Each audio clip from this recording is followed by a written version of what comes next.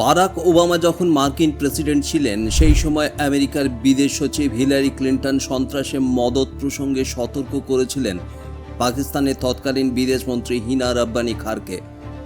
বলেছিলেন, তুমি নিজের উঠোনে সাপ পুষলে অথচ ভাববে সেটা শুধু পড়শিকেই কামড়াবে, তা হয় না। 5ই অগস্ট 2024 সালের পর থেকে ধীরে ধীরে সেই পথেই চলছে বাংলাদেশ। ডক্টর ইউনূস আন্তর্জাতিক সন্ত্রাসী জঙ্গি চাষের উৎকর্ষ ভূমি হিসেবে তৈরি করে দিয়েছেন বাংলাদেশকে।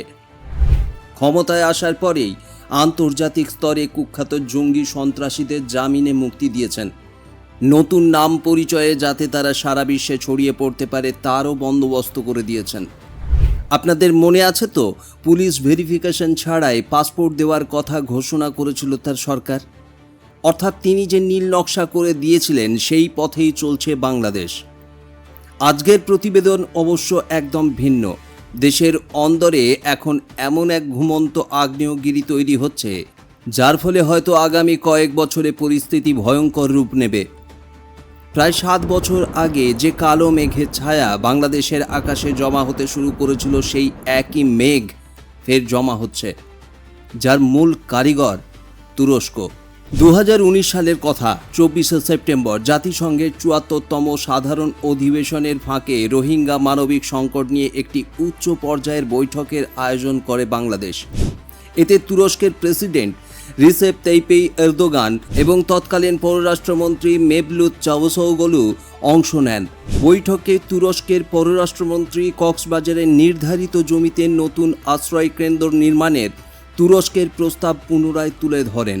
তবে প্রধানমন্ত্রী শেখ হাসিনা পরোক্ষভাবে সেই প্রস্তাব প্রত্যাখ্যান করেন। রোহিঙ্গা সংকট সমাধানে বাংলাদেশের বিকল্প 4 দফা পরিকল্পনা তুলে ধরেন। শেখ হাসিনা বলেছিলেন, রোহিঙ্গাদের মিয়ানমারে প্রত্যাবাসন করাতেই হবে। তাদের বাঙালি হিসেবে চিহ্নিত করার যে প্রচারণা চালানো হচ্ছে তা বন্ধ করতে হবে।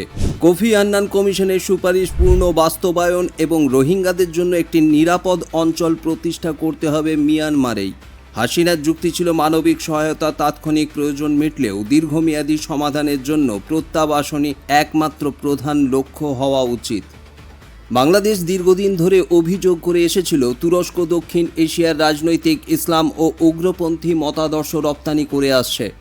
ঢাকার আশঙ্কা ছিল, তুরস্ক পরিচালিত শরণার্থী ক্যাম্পগুলো জামায়াতে ইসলামী এবং অন্যান্য ইসলামপন্থী গোষ্ঠীর প্রভাব বিস্তারের ক্ষেত্র হয়ে উঠতে পারে। এটি শুধু আশঙ্কাই ছিল না, নর্ডিক মনিটর নামক একটি সংবাদ মাধ্যমের অনুষ্ঠানে এরদোগানের ঘনিষ্ঠ উপদেষ্টা ইয়াসিন আক্তায় বলেছিলেন, তারা খিলাফত শাসন প্রতিষ্ঠা করতে চায় এবং এ বিষয়ে পাকিস্তান বাংলাদেশের জামায়াতে ইসলামী তাদের এজেন্ডা রূপায়ণ করবে। Müslümanları bütün uluslararası düzeyde temsil edecek bir kurumun eksikliği kendini hissettirdiği için İhvan ve Cemaat-i İslami bir Hint alt kıtasında ve Pakistan, Bangladeş oralarda Cemaat-i İslami Orta Doğu'da da genel olarak da İhvan çok hızlı bir biçimde yayılarak adeta bir tür enternasyonel İslam, siyasi İslam kurumuna dönüştü. Aslında biz İhvan'ı çok biraz hafife alıyor bazıları. Zannediyorlar işte bir iki teşkilat. আজ বাংলাদেশে শেখ হাসিনা নেই, ক্ষমতায় রয়েছে BNP এবং প্রধান বিরোধী আসনে জামাত। বাংলাদেশের বর্তমান রাজনৈতিক পরিস্থিতি বলছে, বিএনপি ক্ষমতায় থাকলেও সরকারের স্টিয়ারিং রয়েছে যেন জামাতের হাতে। নির্বাচনের আগেই মার্কিন যুক্তরাষ্ট্রের সঙ্গে তড়িঘড়ি গোপন নতজানু চুক্তি করেছিলেন ডক্টর ইউনূস। এই পুরো প্রক্রিয়া জানত জামাত, কিন্তু মুখ খোলেনি তারা।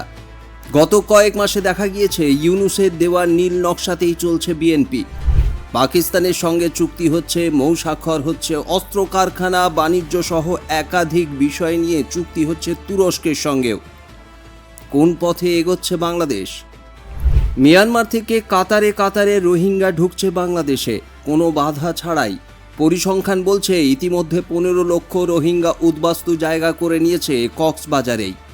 ভারতে থাকা অবৈধ বাংলাদেশিদের যখন ফেরত পাঠানো হচ্ছে, তখন দীর্ঘ শীতঘুমে থাকা বাংলাদেশ বর্ডার গার্ড সীমান্তে বীর দর্পে রুখে দাঁড়িয়ে হাস্যস্কর বীরত্ব দেখাচ্ছে।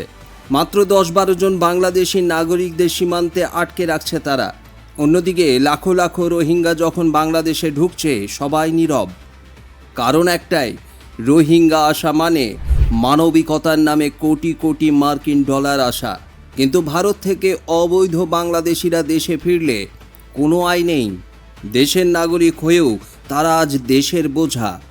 2019 সালে ইয়াসিন আক্তার বলেছিলেন বাংলাদেশে খিলাফত প্রতিষ্ঠা করতে চায় তারা। আজ সেই মাঠ প্রস্তুত হচ্ছে। বাণিজ্য, বিনিয়োগ, অস্ত্র নির্মাণের কারখানা এসব অজুহাত মাত্র। আসলে বিপুল পরিমাণ রোহিঙ্গাদের নিয়ে তাদের দীর্ঘমেয়াদী পরিকল্পনা রয়েছে। ইসলামের স্বার্থে নতুন ধর্মযুদ্ধের জন্য সৈনিক প্রয়োজন। সেই সেনা নির্মাণের কাজ জামাতেরা চালাচ্ছে রোহিঙ্গাদের দিয়েই। ARSA, RSO, Arakan Rohingya army, Rohingya Islamic মাহাজ, আরও বহু ছোট গ্রুপ তৈরি হচ্ছে। তাদের হাতে পৌঁছে যাচ্ছে দেদার অস্ত্র। তাদের লক্ষ্য মিয়ানমারে পুনরায় নিজ ভূমে ফিরে যাওয়া। সত্যি কি তাই? নাকি পাকিস্তান, তুরস্ক তাদের নিয়েই এক দীর্ঘমেয়াদী লড়াইয়ের প্রস্তুতি নিচ্ছে ভারতের পূর্ব প্রান্তে? আর সেই যুদ্ধক্ষেত্রের অন্যতম ভূমি হয়ে উঠছে বাংলাদেশ। বলা বাহুল্য, তুরস্কের এই নীল নকশায় জড়িত রয়েছে জামাত, আর তাদের ছত্রছায়ায় ফুলে ফেপে উঠছে বহু সন্ত্রাসী জঙ্গি সংগঠন। ঠিক একসময় যেভাবে গড়ে উঠেছিল হুজিবি, আনসারুল্লাহ বাংলা টিম, জামাতুল মুজাহিদিনের মতো পাক আফগান মদতপুষ্ট জঙ্গি গোষ্ঠীগুলি,